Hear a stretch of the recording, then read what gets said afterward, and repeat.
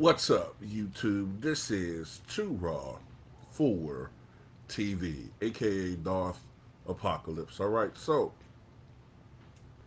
recently ESPN interviewed Kevin Durant, and in that interview, they asked him his opinion about LeBron joining this Philadelphia 76ers team and what did he think about the chances of them winning a title or being successful this year. And Kevin Durant basically used that opportunity to, while on the surface it looked like he was complimenting LeBron James' team and how he believed they'll be very competitive, but he used that opportunity also to counter the perception that he joined a super team unfairly by stating that, hey, my team had, when you include me, three guys that were capable of scoring 20 points a game. This team has four guys, albeit one partially altered by steroid use, allegedly. This team has four guys who can put up 25 points a game. And I would add VJ Edgecombe, who keeps getting forgotten in this equation. VJ was on a trajectory of being able to put up 20 points a game himself in the right circumstance. So, you know, a lot of LeBron fans didn't like that. But KD doubled down on this recently. He doubled down on this. I believe it was on Instagram. You know how KD does. He stalks the comment sections of basketball discussions so he can go in there and, you know, as he put it, cook some of these casuals. And he brought up, in particular, who LeBron is going to be playing with versus who he played with in Golden State. He said, quote, Joel, MVP recently.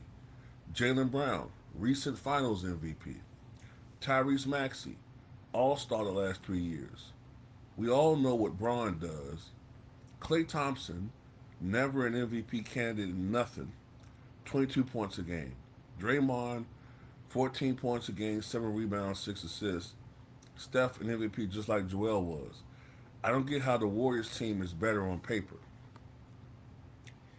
Now, to be fair, right? Um, to be fair, the Warriors team was already a championship level team without you. And what people forget is that it's not just that they had talented players. That team had unbelievable chemistry. That team was well coached, well, generally. And that team, before he got there at least, had an awesome bench. An awesome bench, especially 2015. They had one of the great benches as far as the championship team is concerned of all time, right? One of the great benches, at least. They lost some of that depth when Kevin Durant got there, but their starting lineup, which was, I mean, whoever the fuck the center was, you just insert anybody, Kevon Looney, or, I think early on it was Zaza Pachulia, or whatever, right? You insert the center. At power forward, you had generally KD playing, I think, right? Was it KD? No, excuse me, Draymond Green. Small forward, you had Kevin Durant. Shooting guard, you had Klay Thompson. At point guard, you had Steph Curry, right? Now, from a talent perspective, from an offensive talent perspective, Kevin Durant has a point, a very big point. Joel Embiid, who people all are trying to now downplay as far as his production, and I notice ESPN, they keep saying now, but he only played in 39 games. Oh, he's missed almost 500 games. But you never heard this shit when they was gaslighting you about how he's the greatest offensive center ever a couple of years ago, did you? Did you ever hear them talk about his injury issues then? No. But when it benefits LeBron James's um, when it benefits LeBron James as far as not seeing that he's trying to, you know, uh, join another super team, and this is just a regular team that somehow needs him to save them, they do what they always do, and that is downplay the talent that's on the team. Joel Embiid, even in a reduced capacity, is a guy that's going to give you 25 and 9 or 25 and 10. Okay? Jalen Brown is in his prime. I don't give a fuck how many people keep trying to, Now I'm starting to wonder if they already knew Jalen Brown was going to join the Sixers and LeBron was going to go there, because now it makes sense why they keep shitting on him, why they keep trying to downplay his greatness, because that's what the media does. They do it with everybody that teams up with this goddamn dude. Tyrese Maxey, we know what he was capable of doing. He averaged 28 points a game. Jalen Brown nearly 29 points a game. VJ Edgecombe averaged 16 points a game as a rookie. Joel Embiid averaged almost 27 this year, albeit at 39 games. So from an offensive talent standpoint,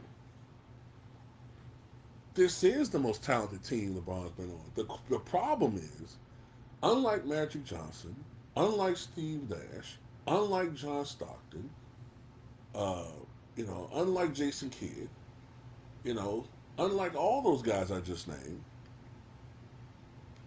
he doesn't make players around him better. He just doesn't. He doesn't make players around him better. In general, unless you're a player whose specific skill set works with him, which is a 3 and D guy, other than that, you usually have to augment your game to fit with him, and you're not usually as effective because you can't play your game around him.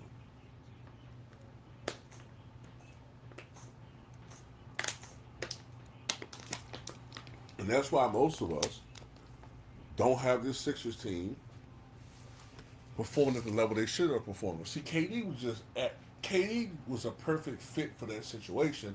That's why KD in all those interviews going back in 2016, he kept saying and emphasizing, this is going to be so much easier for me. He knew it.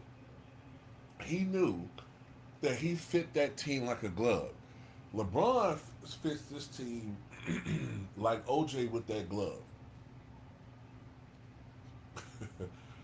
LeBron fits this team like a rusty glass filled condom on any dude. It's not going to be pretty, and it's going to hurt. It is. It's going to be very painful. It's going to be a very painful experience watching this fucking team, man. I can see it. And the excuses are going to be, oh, Jalen Brown doesn't look the same.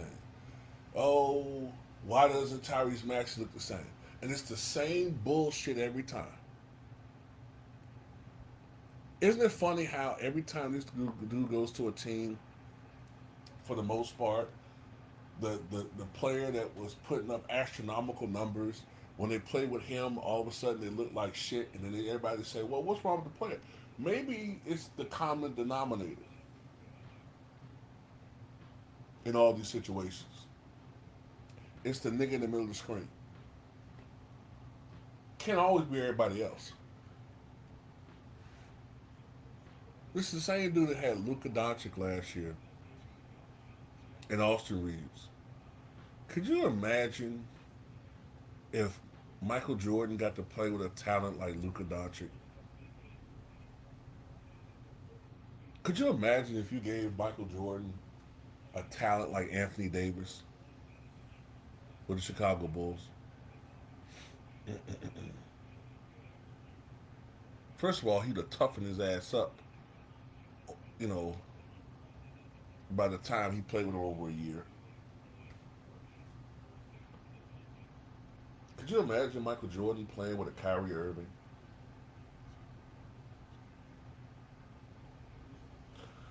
But yeah, most of the people who are disputing what KD is saying are LeBron fans because they don't want that to be true. But in their heart, they know it's true.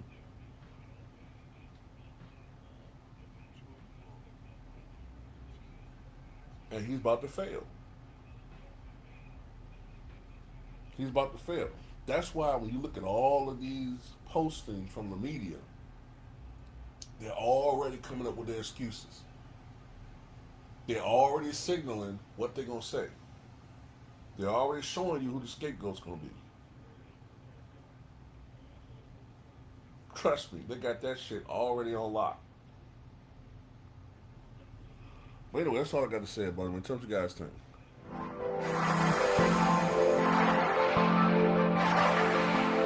Raw, full TV, TV.